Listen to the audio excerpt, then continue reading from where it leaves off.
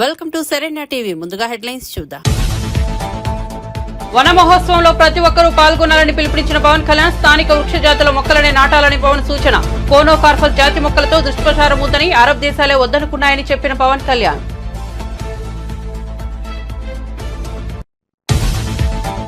పిల్లి సుభాష్ వైసీపీని వీడుతున్నారంటూ ప్రచారం. తాను నైతిక విలువలు కలిగిన వ్యక్తినన్న సుభాష్. తప్పుడు వార్తలు రాయొద్దని మీడియాకు హితవు.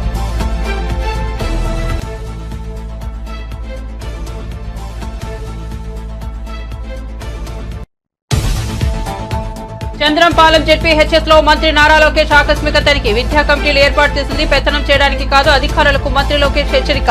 క్లాస్ రూమ్ ను సందర్శించి అక్కడ పాఠ్యాంశాల బోధన సౌకర్యాలపై విద్యార్థులను ఆరా. పేదలు, కుంటివారు, గుడ్డివారి గుడిసెలను కూల్చేశారని శ్రీనివాస్ గౌడ్ మండిపాటు. నోటీసులు ఇవ్వకుండానే ఎలా కూల్చేశారని నిలదీత. కాంగ్రెస్ మార్పాలన ఇదేనా అని ప్రశ్న.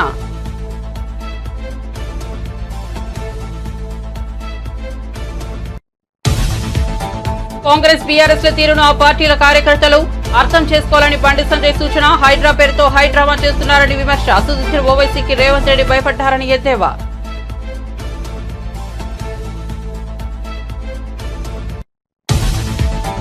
ఏపీలో సంచలనంగా మారిన ఛత్వాని వేధింపుల కేసు. గత ప్రభుత్వ హయాంలో తనపై వేధింపులు జరిగాయన్న నటి తీవ్రంగా పరిగణించిన ప్రభుత్వం విచారణకు ఆదేశం.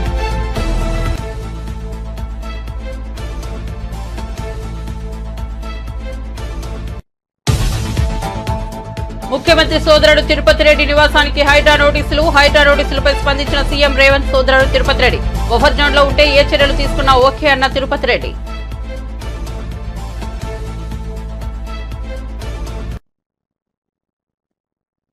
ఇక వివరాల్లోకి వెళ్తే దేశవాళీ జాతుల మొక్కలే పర్యావరణానికి నేస్తాలోని AP deputy CM Pawan Kalyan అన్నారు. రాష్ట్ర ప్రభుత్వం ఆధ్వర్యంలో చేపడుతున్న వన మహోత్సవంలో ప్రతి ఒక్కరూ పాల్గొనాలని పిలుపునిచ్చారు.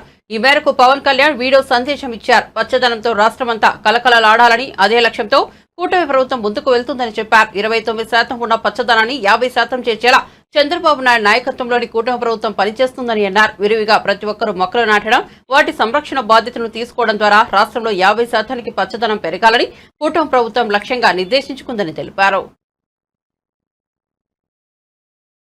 29% ఉన్న పచ్చదనం 50% తీసుకెళ్లాలే లక్ష్యంగా పనిచేస్తున్నాం. ఈ వన మహోత్సవ కార్యక్రమంలో మరొక ముఖ్య విషయం, వృక్ష జాతుల ఎంపిక చాలా కీలకం. అవి స్వదేశీ వృక్ష జాతులను ఎంపిక చేసుకోవటం చాలా అవసరం. స్థానిక వృక్ష జాతులు నాటడం ద్వారా జీవ వైవిధ్యాన్ని, నేల ఆరోగ్యాన్ని మరియు పర్యావరణం మరియు మానవ ఆరోగ్యాన్ని కాపాడిన వాళ్ళు అవుతాం. అందుకే దేశవాళీ చెట్లు పెంచడం చాలా అవసరం. మన దేశ భూ వాతావరణ జీవ వైవిధ్యాన్ని ముప్పు కలిగించే అన్య దేశ జాతుల్ని నాటడం మనందరం మానుకోవాలి. చూడటానికి మొక్క ఆకర్షణీయంగా ఉంది, మొక్క నాటితే ఏపుగా పెరిగిపోతుంది, నిర్వహణ ఖర్చులుంటాం అని చెప్పి ఎవెన్యూ ప్లాంటేషన్ పేరు మీద గత దశాబ్ద కాలంలో అన్య దేశ వృక్ష జాతులైన కోనాకార్పస్, ఏడాకుల పాల, మడగాస్కర్ ఆల్మండ్, ఆస్ట్రేలియా తుమ్మ లాంటి వృక్ష జాతుల్ని విరివిగా నాటేశాం. వీటి మూలంగా పర్యావరణానికి ప్రయోజనం కంటే కూడా ఆరోగ్యం మీద, భూగర్భ జల సంపద మీద చాలా తీవ్ర ప్రభావం చూపుతూ ఉంది. అందరూ ఆ ప్రాంత జీవ వైవిధ్యాన్ని పెంపొందించే స్వదేశీ జాతులను మాత్రమే నాటాలి అనేది ఏ దేశపు వృక్ష శాస్త్రజ్ఞుల్ని అడిగినా చెప్పే మాట ఇది. కానీ ఆ వాస్తవాన్ని విస్మరించి విదేశీయ మొక్కల మోసుతో రాష్ట్రమంతటా కోనాకార్పస్తో నింపేశారు. కోనాకార్పస్ అసలు మొదట పరిచయం చేసిన అరబ్ దేశాలే దాన్ని నిషేధించినాయి. ఎందుకంటే దాని దుష్ప్రభావాలను గుర్తించిన వెంటనే నిషేధించారు, తీసేశారు. మన దేశంలో తెలంగాణ, గుజరాత్, కర్ణాటక, అస్సాం ప్రభుత్వాలు కూడా వీటిని నిషేధించినాయి. ఈ కోనాకార్పస్ లాంటి విదేశ వృక్ష జాతుల మూలంగా జరిగే అనర్థాలు చాలా ఉన్నాయి. అవి ముఖ్యంగా మన భూగర్భ జల సంపదను హరించి వేస్తాయి, శ్వాస సంబంధ ఆరోగ్య సమస్యలకి కారణమవుతున్నాయి. కోనాకార్పస్ ఎలాంటి వృక్ష జాతి అంటే పశువులు తినవు, పక్షులు గూడు పెట్టవు, కనీసం పక్షులు కూడా వాలవు. చెట్టుని చేమని ఆధారంగా చేసుకుని బతికే క్రిమికీటకాలు కూడా ఈ చెట్లు జోలికి రావు. పక్షులే దూరంగా ఉండే ఈ మొక్కల్ని మనం మోజులో పడి ఎందుకు వేయాలి అనేది కీలకమైన ప్రశ్న. అందుకే ప్రతి సంవత్సరం జూన్, జూలైతో మొదలై నవంబర్లోని కార్తీక సమారాధన వరకు కొనసాగే ఈ వన మహోత్సవ కార్యక్రమంలో మన స్వదేశీ జాతులైన జీవ ఇంధనంగా ఉపయోగపడే కానుగ, వేప, చింత, ఉసిరి, శ్రీగంధం, ఎర్రచందనం, రావి, మర్రి, రేల, దిరిసెన, సీత, అశోక, మారేడు, నేరేడు, దేవకాంచనం, తెల్లమద్ది, మామిడి, కదంబం, జమ్మి, వెలగ, సీతాఫలం ఇలాంటి ఇంకా ఎన్నో మన జాతుల మొక్కల్ని నాటాలని అందరినీ అభ్యర్థిస్తున్నాం, కోరుకుంటున్నాం. 29% ఉన్న మన పచ్చదనాన్ని 50% తీసుకెళ్లే లక్ష్యంగా చంద్రబాబు నాయుడు గారి నాయకత్వంలో కూటమి ప్రభుత్వం పనిచేస్తుంది. అందరం కలిసి పచ్చదనాన్ని పెంచుకుందాం, పర్యావరణాన్ని కాపాడుకుందామని తెలియజేస్తున్నాం. విశాఖపట్నం జిల్లా భీమిలిలోని కస్తూరిబా గాంధీ బాలికా విద్యాలయాన్ని మంత్రి నారా లోకేష్ ఆకస్మిక తనిఖీ చేశారు. 10వ తరగతి క్లాస్ రూమ్ ను సందర్శించి అక్కడ పాఠ్యాంశాల బోధన సౌకర్యాలపై విద్యార్థులను ఆరా తీశారు. వెలుపల చెప్పులు వదిలి మంత్రి క్లాస్ రూమ్స్ ను సందర్శించారు. వెనుకబడిన విద్యార్థుల కోసం పాఠశాలలో ఏర్పాటు చేసిన రెమిడియల్ క్లాస్ రూమ్ ను మంత్రి సందర్శించారు. అక్కడ ఏర్పాటు చేసిన టీచింగ్, లెర్నింగ్ మెటీరియల్ ను పరిశీలించారు. లోకల్ ఫర్ వోకల్ పేరుతో ఏర్పాటు చేసిన ఎగ్జిబిషన్ ను మంత్రి లోకేష్ సందర్శించారు. స్థానిక ఉత్పత్తులను ప్రపంచానికి పరిచయం చేయడమే తమ లక్ష్యమని విద్యార్థులను తెలిపారు. కేజీపీవీలో బోధనా పద్ధతులు, సౌకర్యాలను ప్రిన్సిపల్ కుమారి గంగా మంత్రికి వివరించారు. I have a 9-year-old boy who's in 4th class. I don't know any lab, no devices. Computer lab, any doses are very good. So you do a computer lab for sure. Okay, all the best. Thank you, sir. Bye, ma. Bye. All the best. Bye. Bye. Bye. Indian Navy, sir. Thank you, sir. Okay, do you know about BrahMos? Yes, sir. Can you explain what is that? BrahMos, sir. It is a rocket. It is a missile, sir. Gudlavalleru engineering It is made by India only, sir. Its range was 45 kilometers. I don't know. Russia and India. This range is 450 to 500 kilometers. It is supersonic missiles. What do you mean by supersonic? It is fastest. This is. Yes, no, baby. Sir. Gudlavalleru engineering college ఘటనపై విచారించేందుకు ప్రత్యేక విచారణ అధికారిని నియమించారు. వారితో పాటు మరో 5 మందితో కలిసిన పోలీస్ సాంకేతిక సిబ్బందితో విచారణ బృందాన్ని ఏర్పాటు చేశారు. జిల్లా పోలీస్ అధికారి ఆదేశాల మేరకు విచారణ బృందం వెంటనే రంగంలోకి దిగి బాలికల వసతి గృహంలో తనిఖీలు మొదలుపెట్టింది. మంత్రి కొల్లు రవీంద్రతో పాటు జిల్లా కలెక్టర్ డీకే బాలాజీ, జిల్లా ఎస్పీ గంగాధర్రావు, పరిణ శాసనసభ్యులు కాగిత కృష్ణప్రసాద్, మాజీ ఎంపీ కొనకల నారాయణరావు గుడ్లవల్లేరు ఇంజనీరింగ్ కళాశాలలోని బాలికల వసతి గృహం వద్దే ఉండి విద్యార్థుల నుంచి వాస్తవ పరిస్థితులను అడిగి తెలుసుకున్నారు. మరి ఎవరు కూడా అటువంటి సాహసం చేయడానికి అవకాశం లేకుండా ఉంటాయని నేను తెలియజేస్తా ఉన్నాను. అంతేకాకుండా ఈ ఇన్వెస్టిగేషన్ అనేటువంటిది non linear junction detector NLGD అనేటువంటి ఒక ఆపరేటర్స్ తో కూడా మేము దీన్ని చేసేదానికి మేము సిద్ధంగా ఉన్నాము. కానీ ఇక్కడ ఉన్నటువంటి సిచ్యుయేషన్ ఎటువంటి పరిస్థితుల్లో దృష్ట్యా మాకు కొంచెం వెసులుబాటు కల్పించినట్లయితే మీ అన్ని కూడా మాకు సహకరించినట్లయితే మేము చేయడం జరుగుతుంది. అట్లాగే నిన్న నైట్ అలాగే ఈ రోజు మార్నింగ్ కూడా ఒకసారి వెరిఫై చేయడం జరిగింది. అంతేకాకుండా ఈ టోటల్ ప్రెమైసెస్ లో కూడా ఎక్కడైనా సరే ఏమైనా కెమెరాస్ ఉన్నాయని ఎంటైర్ క్యాంపస్ మేము తరోగా చెక్ చేయడం కూడా జరుగుతుంది. అంతేకాకుండా ఈ యొక్క ఇన్వెస్టిగేషన్ త్వరితగతిన నిన్న ఏదో చెప్తా ఉన్నారు, అంత సమయం పట్టేంత పెద్ద కేసు కూడా కాదు ఇది. ఇమ్మీడియట్ గా దీన్ని మా యొక్క స్పెషల్ టీమ్ ని ఏర్పాటు చేసి ఈ యొక్క ప్రోగ్రెస్ కేసులో ఉండడమే కాకుండా దీన్ని ఏ రకంగా మేము దీన్ని ఇన్వెస్టిగేషన్ చేస్తున్నాం అనేది కూడా ట్రాన్స్పరెంట్ మేనర్ లో కూడా మేము చెప్పడం జరుగుతుంది. మీలో ఎవరైనా సరే మేము స్వయంగా ఈ యొక్క హిడెన్ కెమెరా గానీ లేదా దీన్ని చూసాము అని అంటే ఇప్పుడే స్వయంగా ముందుకు రావచ్చు. నేను అది చూశాను అని అంటే మాత్రం మీకు అది చెప్పండి, మేము అంత నోట్ చేసుకుంటాము. ఎవరికో వార్డెన్ గారికి చెప్పారంటారో వాళ్ళని కూడా మేము ఎగ్జామిన్ చేస్తాము. అంతేకాకుండా ఈ కేసుని ఇమ్మీడియట్ గా ప్రోగ్రెస్ కూడా మీ అందరికీ కూడా పెట్టడం జరుగుతుంది. రాష్ట్ర ప్రభుత్వం దీన్ని ప్రత్యేకమైనటువంటి శ్రద్ధతో ఇమ్మీడియట్ గా టేకప్ చేసి నన్ను, కలెక్టర్ గారిని, అలాగే మినిస్టర్ గారు కూడా, అలాగే ఎమ్మెల్యే గారు, అలాగే వెంకటేశ్వర గారు వీళ్ళందరూ కూడా వచ్చారు. ఇదంతా కూడా మీ యొక్క కాన్ఫిడెన్స్ ని బిల్డ్ చేసేదానికి మేము మీ పక్క ఉన్నాము. ఏదన్నా అన్యాయం జరిగితే మీ అందరూ కూడా న్యాయం జరిగేదానికోసం మేము ఇక్కడ ఉన్నాము. నాకు కూడా ఆడపిల్లలే, ఈ వయసు ఉన్న వాళ్ళే, కాబట్టి మీరేమీ సందేహపడద్దు. నేను ఎట్లా రియాక్ట్ అవుతానో ఇక్కడికి వచ్చినటువంటి వీళ్ళందరికీ తెలుసు. నేను ఏదైనా ఒక ఉమెన్ ఇష్యూ ఏదైనా వస్తే నేను ఎంత త్వరితగతిన రియాక్ట్ అవుతాను అనేది ఇక్కడ ఉన్న ఎవరైతే వచ్చారో ఈ బీజేపీ మోర్చా వీళ్ళందరికీ కూడా తెలుసు. మీ అందరికీ కూడా న్యాయం జరుగుతుందని, 100% న్యాయం జరుగుతుందని, ఇక్కడ ఏ మాత్రం దాపరికం కానీ ఏమైనటువంటి ఇది కానీ లేకుండా మేము ఇన్వెస్టిగేషన్ చేస్తామని మీ అందరి ముందు ఈ యొక్క మీడియా సమక్షంలో మీ అందరూ కూడా హామీ ఇస్తున్నాము.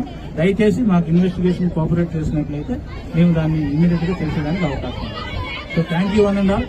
చాలా ఓపికతో ఉన్నారు, చాలా ఇదిగా మీరు ఉన్నటువంటి గ్రీవెన్స్ ని మేము 100% అవగాహన చేసుకున్నాము. ఇది ఎక్కడ జరిగింది, ఈ యొక్క ఇన్వెస్టిగేషన్ సంబంధించి ఈ యొక్క న్యూస్ అనేటువంటిది ఎట్లా వచ్చింది, ఎలాగ మొదలైంది అనేది కూడా కూలంకుషంగా మేము డీప్ రూట్స్ తో పాటు వెళ్ళి మేము చేయడానికి సిద్ధంగా ఉన్నాం.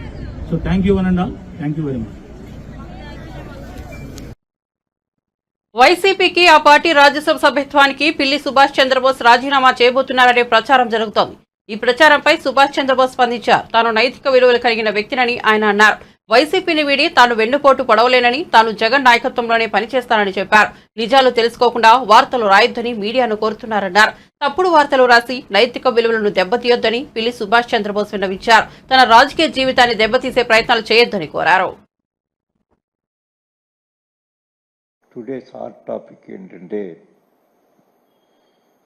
రాజ్యసభ సభ్యులు పార్టీ విడుతున్నారు అనేది పెద్ద ఎత్తున ప్రచారం చేస్తున్నారు. న్యూస్ పేపర్స్లో కానివ్వండి, లేకపోతే టెలివిజన్స్లో కానివ్వండి. మీ అందరికీ ఒక క్లారిటీ ఇవ్వాలని ఈరోజు మేము ముందుకు రావడం జరిగింది. మరో ఇద్దరు మా సహచరులు ఇద్దరు, ఒకటి పెద్దలు శ్రీ గొల్ల బాబురావు గారు, తర్వాత మేడ రఘునాథ్ రెడ్డి గారు కూడా రావాల్సింది. కానీ బాబురావు ఢిల్లీ నుంచి ఫోన్ చేశారు నాకు రాత్రి. రఘునాథ్ రెడ్డి గారు కూడా ఇవాళ మార్నింగే ఫోన్ చేశారు. మేము అనివార్య కారణాల వల్ల వివేకున్న పనుల్లో ఉండటం వల్ల రఘునాథ్ రెడ్డి గారు, అలాగే బాబురావు వారి కోడలు గారు అనుకుంటాను, హెల్త్ బాగుండలేదు, ఢిల్లీలో ఉన్నాను, రాలేకపోతున్నాను, హెల్డప్ అయిపోయాను. ఇక్కడ చెప్పండి ప్రెస్ వారికి నేను జగన్మోహన్ రెడ్డి గారి నాయకత్వాన్ని బలపరుస్తూ వారితో కొనసాగడం నిర్ణయించుకున్నానని చెప్పడం జరిగిందనే విషయం కూడా ఇవాళ మా మిత్రులందరూ ముందు ఉంచడానికి చాలా సంతోషం వ్యక్తం చేస్తూ ఉన్నాను. మీ అందరికీ తెలుసు, వైఎస్ఆర్ కాంగ్రెస్ పార్టీ ఆవిర్భావానికి ముందు నుంచి కూడా నేను కానీ అదే ఏఎచ్ రామరెడ్డి గారు కానీ వైఎస్ఆర్ కాంగ్రెస్ పార్టీకి మరి విస్తృతంగా ప్రచారం చేస్తూ జగన్మోహన్ రెడ్డి గారి నాయకత్వాన్ని బలపరిచాం.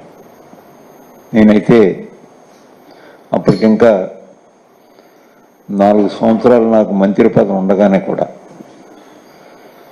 దాన్ని త్యజించి వైఎస్ఆర్ కాంగ్రెస్ పార్టీలోకి నేను రావటం, నేను వచ్చిన దగ్గర నుంచి జగన్మోహన్ రెడ్డి గారు కూడా నాకు ఏ విధమైన అన్యాయం చేయలేదు. మరి పేపర్లో ఎందుకు వెళ్ళిపోతున్నాయని నా మీద రాస్తున్నారో నేను అప్పుడే 1-2 సార్లు చెప్పాను కూడా. ప్రెస్కి, మా సాక్షి పేపర్కి చెప్పాను, ఎన్టీవీకి చెప్పాను. అయినా ప్రతిరోజు మరి ఏదో సమయంలో మరి మా మీద ప్రచారం చేయటం కొంచెం నాకు బాధ అనిపించింది.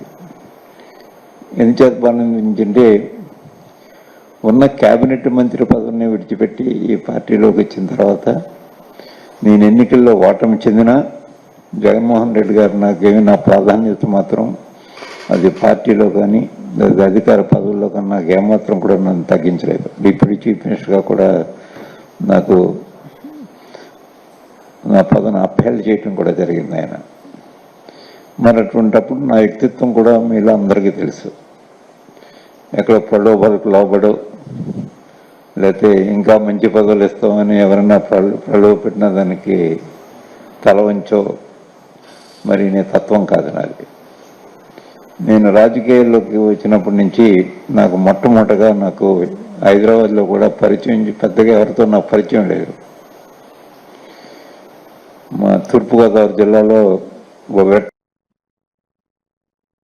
వైసీపీ ప్రభుత్వం హయాంలో అరాచకాలకు నటి జిత్వాని ఉదంతం ఒక నిదర్శనమని టీడీపీ నేత బుద్ధా వెంకన్న అన్నారు.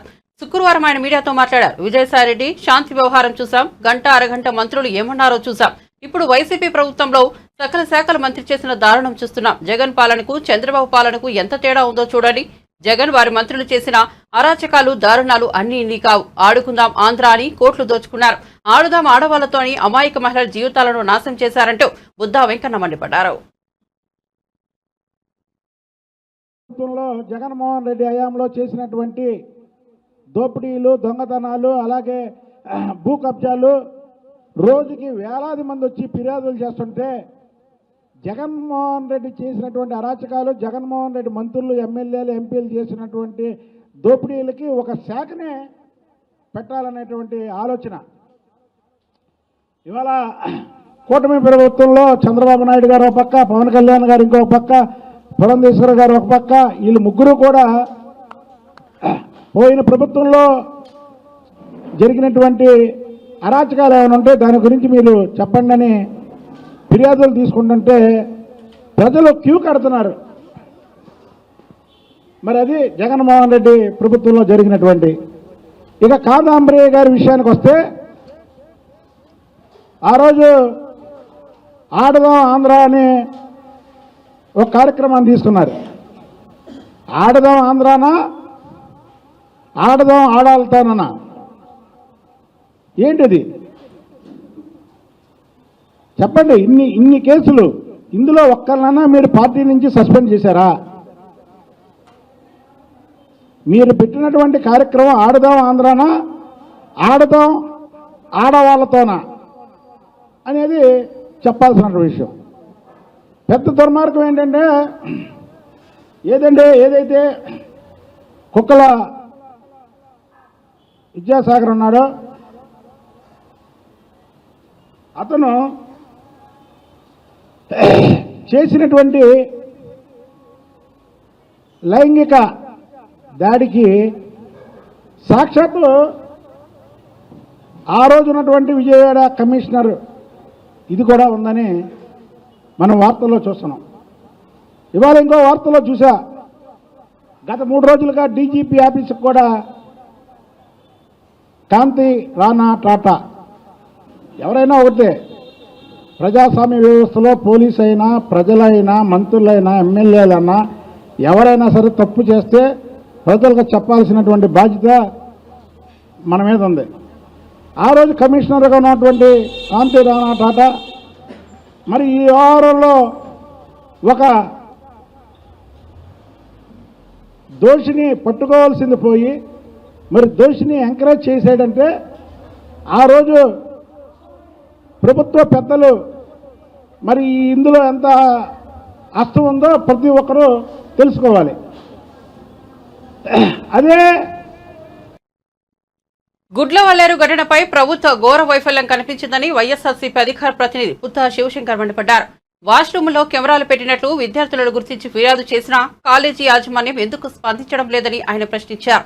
పోలీసులు వెంటనే స్పందించలేదు. లక్షలాది రూపాయల ఫీజులు తీసుకుని విద్యార్థుల మానంతో ఆడుకుంటున్నారా?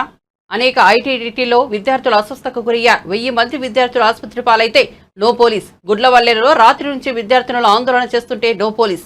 గుడ్లవల్లేరు వెళ్లడానికి హోంమంత్రికి తీరిక లేదా? సకల శాఖ మంత్రి లోకేష్ ఏం చేస్తున్నారంటూ శివశంకర్ ప్రశ్నించారు. ఈ యొక్క వ్యవహారం గురించి మీరు కంప్లైంట్ చేయలేదు. ఒకవేళ మీరు అంటే కళాశాల యాజమాన్యం కంప్లైంట్ చేసినా కూడాను పోలీసు వ్యవస్థ రెస్పాండ్ కాలేదా? ఇక్కడ తెలియాల్సినటువంటి అవసరం ఉంది.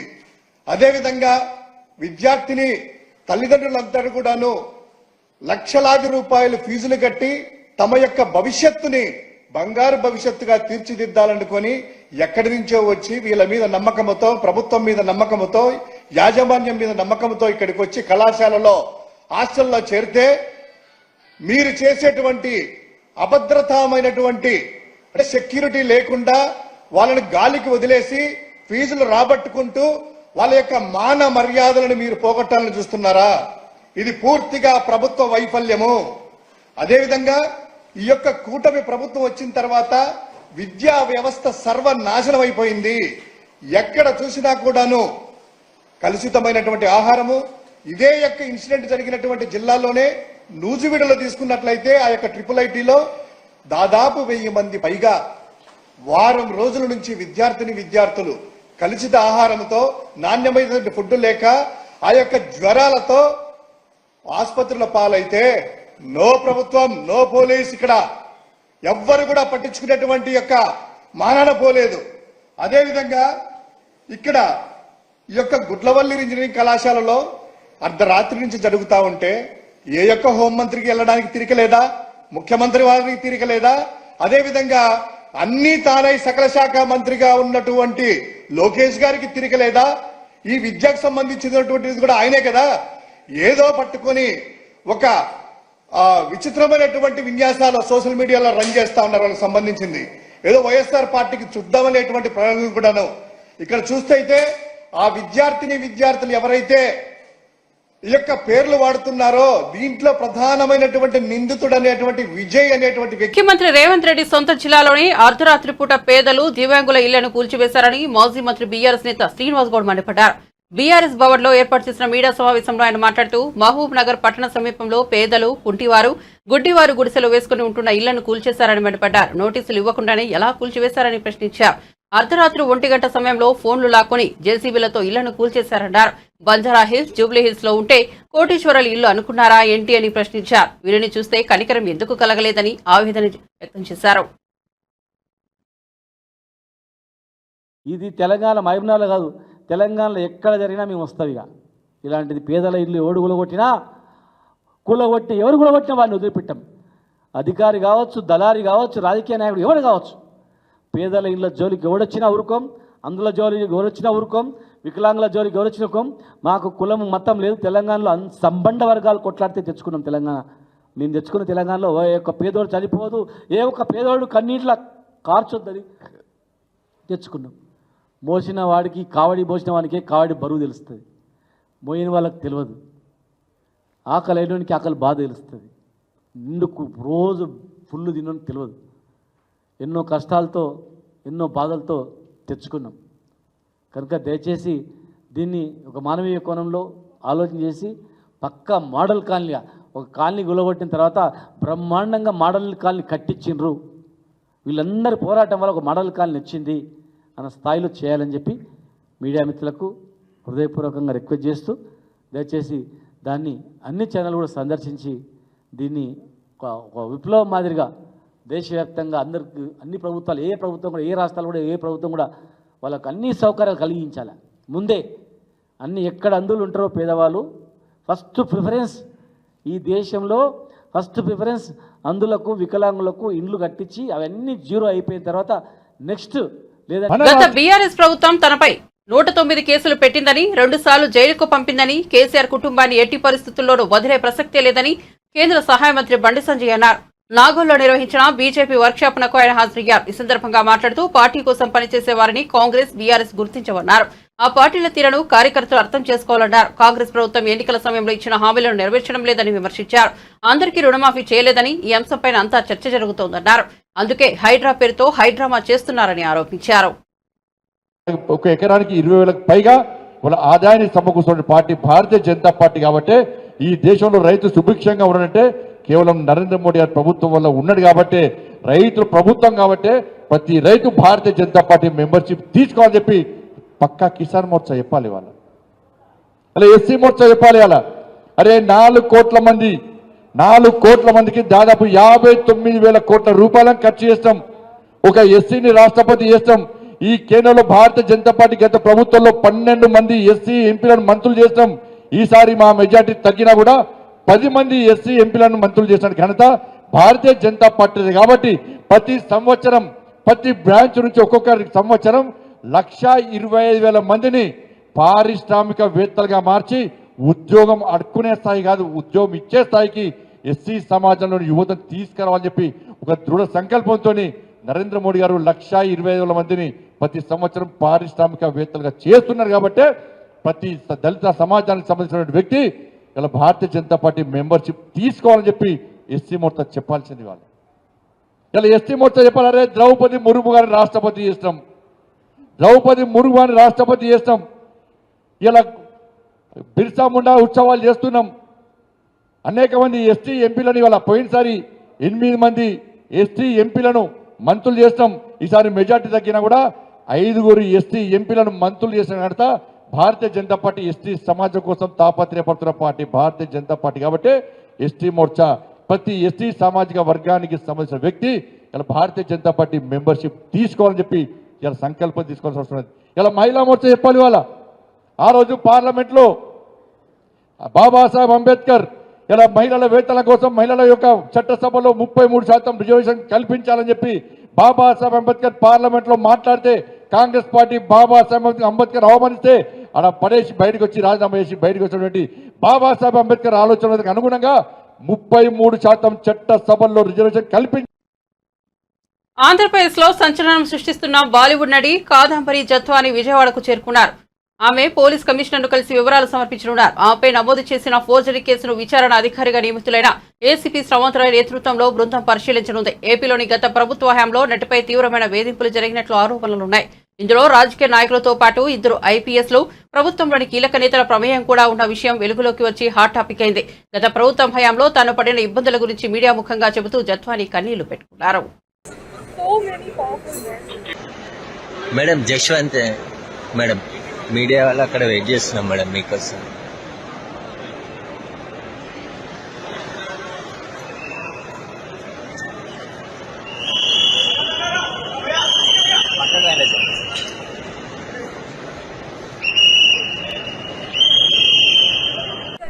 Support. It means the world to me. All I want to say right now is so many powerful men have abused their position, power, authority, legal prowess, contacts with the sole motive of benefiting monetarily from unlawfully and wrongfully character assassinating me. I have full faith in God and the government of Andhra Pradesh and the government of India at large that will not let innocent suffer like this. I thank you all for your support. क्या आपको लगता है कि अब आंध्र प्रदेश आप जाने वाले हैं? क्या उनकी सरकार से आपको उम्मीद है कि आपके साथ इंसाफ हो? I have full faith. I have faith in my innocence, and I'm sure that the government is going to help that come out and will punish the culprits severely so that they cannot repeat this with anybody else, any vulnerable woman otherwise. आपके अफसरों ने बहुत सारे अफसरों ने अपने नाम किया है. వన మహోత్సవంలో ప్రతి ఒక్కరూ పాల్గొనాలని పిలుపునిచ్చిన పవన్ కళ్యాణ్ స్థానిక వృక్ష జాతుల మొక్కలనే నాటాలని పవన్ సూచన. కోనోకార్పస్ జాతి మొక్కలతో దుష్ప్రచారం ఉందని అరబ్ దేశాలే వద్దనుకున్నాయని చెప్పిన పవన్ కళ్యాణ్.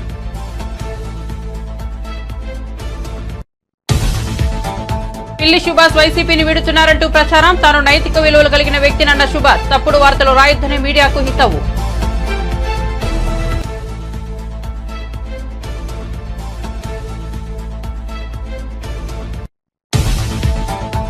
చంద్రంపాలెం జెడ్పీహెచ్ఎస్ లో మంత్రి నారా లోకేష్ ఆకస్మిక తనిఖీ. విద్యా కమిటీలు ఏర్పాటు చేసింది పెత్తనం చేయడానికి కాదు, అధికారులకు మంత్రి లోకేష్ హెచ్చరిక. క్లాస్ రూమ్ ను సందర్శించి అక్కడ పాఠ్యాంశాల బోధన సౌకర్యాలపై విద్యార్థులను ఆరా.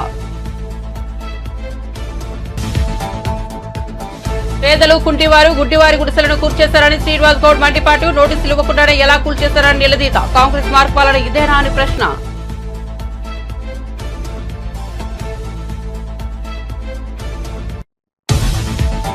కాంగ్రెస్ బీఆర్ఎస్ ల తీరును ఆ పార్టీల కార్యకర్తలు అర్థం చేసుకోవాలని బండి సంజయ్ సూచన. హైడ్రా పేరుతో హైడ్రామా చేస్తున్నారని విమర్శ. అసదుద్దీన్ ఓవైసీకి రేవంత్ రెడ్డి భయపడ్డారని ఎద్దేవా.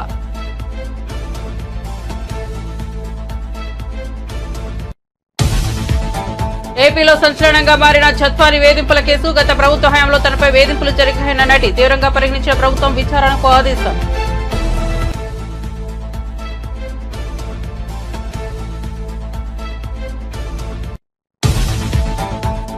ముఖ్యమంత్రి సోదరుడు తిరుపతి రెడ్డి నివాసానికి హైడ్రా నోటీసులు. హైడ్రా నోటీసులపై స్పందించిన సీఎం రేవంత్. సోదరుడు తిరుపతి రెడ్డి బఫర్ జోన్ లో ఉంటే ఏ చర్యలు తీసుకున్నా ఓకే అన్న తిరుపతి రెడ్డి. మరిన్ని అప్డేట్స్ కోసం చూస్తూనే ఉండండి శరణ్య టీవీ.